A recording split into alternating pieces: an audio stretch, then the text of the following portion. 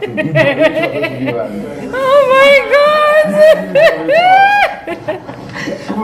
Oh my God!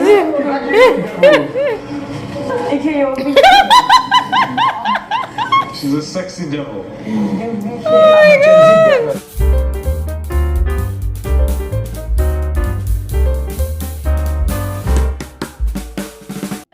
So I'm sure by now you must have seen pictures of your favorite housemate all over social media looking either scary or looking like clowns. Don't worry, it's nothing serious. It's just a task from Big Brother, and guys, it's a very, very ridiculous task. Very, very funny, very, very interesting. And it seemed as though Mother Fate was busy today. Very, very busy merging rivalries in the house together to execute Big Brother's task. And guys, it was just really interesting. Very, very interesting. So please make sure you watch to the end of this video. I'm going to spill all the juicy tea to you, all right? And as I get into this video, I will spill all the juicy tea to all of you. And as usual, I want to encourage you all to go ahead and share with me your thoughts in the comment section below. And quick reminder, guys, tomorrow, Wednesday, we will be converging here for our live stream. So please make sure you make it a date with us. Come through. There's a lot to talk about, all right? And tomorrow I want to be learning from all of you. I won't be talking much, so I want to learn from all of you a lot tomorrow. And you're especially welcome back to my YouTube channel. My name is Bbnaija. This is Frankly Speaking with Bbnaija, and I am the girl with the tea. For those of you that are yet to officially subscribe to this channel, please do not hesitate to do exactly what you see on your screen, all right? It's absolutely free to subscribe, okay? It's free, all right? And yeah, please give this video a like. Guys, like this video. Like this video. You're not paying to like the video, so like the video, right? And feel free to share, okay? Now, quickly, let's proceed with the details of this conversation. So the house had been pretty quiet today, yeah, and probably in a bid to spice things up, right, douse the tension in the house, Big Brother decided to give the housemates a painting task, a face painting task. Now, the instructions was that the housemates were to paint their perception of their partner on their partner's face. So say for instance, I have a perception about you. Maybe I think you are a nice person. I could go ahead and paint butterflies on your face. If I think you are a shady person, I could go ahead and paint maybe something that interprets that perception that I have about you on your face. Housemates were also instructed that they were to paint, like they were to literally cover up the entire perimeter of their partner's face. Yes. And so guys, the selection process started. As usual now, housemates will put their hands in the box to pick out a card or something that would, you know, match them with their partners.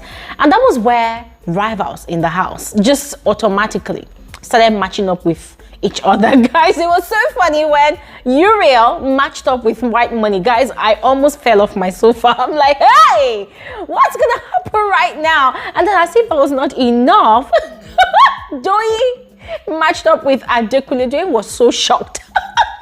She almost gagged. She was like, what's going on?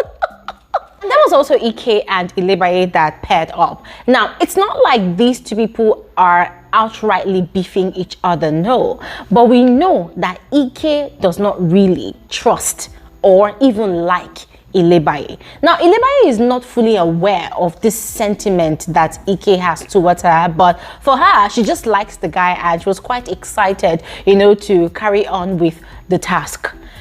Ladies and gentlemen, person was doing their own painting, but frankly speaking, I wasn't really interested in what the other people were doing because those ones, they were not fighting with each other. But guys, beginning with Uriel, like the expression she carried in her face at that point in time was like the floor should open and swallow her up. Guys, if you all recall, Uriel had gone on a shouting spree at Whitemoney whilst the guy was just chilled, you know, just looking at her displaying some level of madness, you know. So today she was not just in the mood at all. I mean, she would have rather changed partners, but Big Brother instructed that nobody should, you know, change partners. So she was stuck with Whitemoney. And Whitemoney did not even send her. So first off, she had gone to stay somewhere and she was just looking, and Whitemoney had to call her like, listen, when you're ready to paint my face, come and paint my face. So so gradually she had moved on, you know, to start with the painting. Now, I was really expecting her, you know, because of how much she displayed last night, I was probably thinking she would go all out to make Whitemoney look terrible, make him look like a clown or something terrible. But then the good thing is she did not really go extreme. You know, she drew some beautiful rainbow colors and all whatnot on his face. Whilst she was at it, you could tell that But whilst she was at it, you could tell that she was not just having fun at all. But at the end of it all, she was able to give him something that looked good. Now, when it was Whitemoney's turn, oh my God, it was Whitemoney's I don't give an actual F attitude for me. The guy was just busy just doing Picasso on Uriel's face. But the beautiful thing about it was that before they were done, they were already talking. Yes. Now, at first, the cameras did not, you know, key us into their conversation, but they were talking, they were laughing, and it was at the point where Uriel had turned and looked at Mercy, and Mercy had looked at her and said, oh my God, you look good. Your painting is fine. So she kind of relaxed because she was scared that Whitemoney would probably still be angry at her and would probably just go ahead and give her something that did not really look good, you know. But the fact that somebody else told her that, oh, Whitemoney was doing a great job on her face, she became relaxed, and much later they started talking. And indeed, the painting on her face looked good, you know, had the colors of the rainbows and all whatnot. So much later, they had their conversation, they trashed out their differences, and now they are good. Now, this whole thing did not happen at once. It was a process. I just thought I should summarize that one for you. Yes. So Doyin Adekunle's session was hilarious. Guys, don't offend Doyin. That girl, oh my gosh, she's got a mean spirit. In a very, very interesting way, that is. So Doyin had taken her time to make Adekunle look like a clown. Guys, by the time Adekunle was giving the interpretation of that is Doyin's interpretation of the painting on his face, guys, I was just shaking my head. I'm like, oh my God, these two people. It's high time people buried the hatchets, because what in God's name is this? What is this? Doyin had given him a dark side. I mean, guys, as you can see clearly on the screen right now, right? Let me just quickly jump into the interpretation. Now, according to the interpretation Doyin gave, the green on Adekunle's forehead signifies him to be an intelligent individual. The yellow paint on his nose says that he's a clown, not to be taken seriously. The dark side and the white side says that he's a two-faced person, you know, that it is the white side that he shows to people, and then the dark side is his true personality. I'm like, oh wow. And then the red on his lips means that he talks too much like a woman. Guys, everything Doyin interpreted via the plain paintings on Adekunle's face is exactly how she insulted him during the reunions. Exactly a perception about him during the level up season. And guys, I was not surprised, but it was so hilarious after she was done painting his face, and Adekunle had looked into the mirror and like, oh wow, okay, so you want to ridicule me today, okay. And then he decided to give her a replica of her masterpiece. Guys, I will never forget what Bbnaija said. Bbnaija said, oh, whilst you're at it, give her a beak. Like, give her a bird's beak. Because she talks too much. And then Bbnaija and a.k.a.'s one was the worst. Oh my God. It was the worst, guys. Bbnaija painted first, right? She painted a.k.a.'s first. And then, guys, I don't even know how to describe what I saw on a.k.a.'s face. It was just chaotic. And I'm like, I cannot wait for Bbnaija to give us an interpretation of this thing on a.k.a.'s face, because a.k.a. looked so evil. You know when you watch all these Nollywood movies, yeah? And they want to give us the image of an evil person that came from the pit of hell. Or maybe one evil spirit from the village masquerade. That was what a.k.a. looked like. And then when a.k.a. saw it, a.k.a. was like, okay, fine, touche. He was going to get his own pound of flesh. Hey, God. He now drew Bbnaija to look like, how did they even call it? Is it a Gen Z baddie devil?